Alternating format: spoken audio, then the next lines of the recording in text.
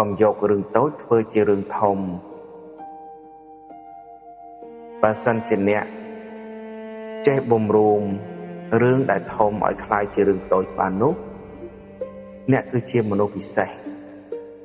ហើយក៏ជាមនុស្សអស្ចារ្យតែធ្វើឲ្យអ្នកដទៃគេគោរពកោតខ្លាចអ្នកជាពិតប្រាកដប៉ុន្តែបើអ្នកយករឿងតិចតួចដែលពុំមានអ្វីគួរឲ្យចាប់អារម្មណ៍ទួតែសោះនោះយកមកទម្លាយធ្វើជារឿងធំដុំឲ្យកើតចលាចលនៅក្នុងសង្គមនោះអ្នកមិនមែនជាមនុស្សឆ្លាតទេ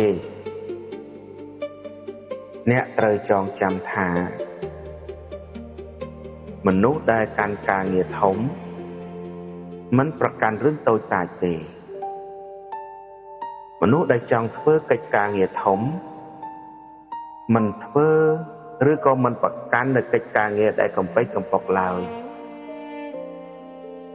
រឿងណាដែលអាចជន់ចោលបានបោះវាចោលបានក៏បោះទៅជិះវៀងយកវាដាក់នៅក្នុងអារម្មណ៍របស់យើង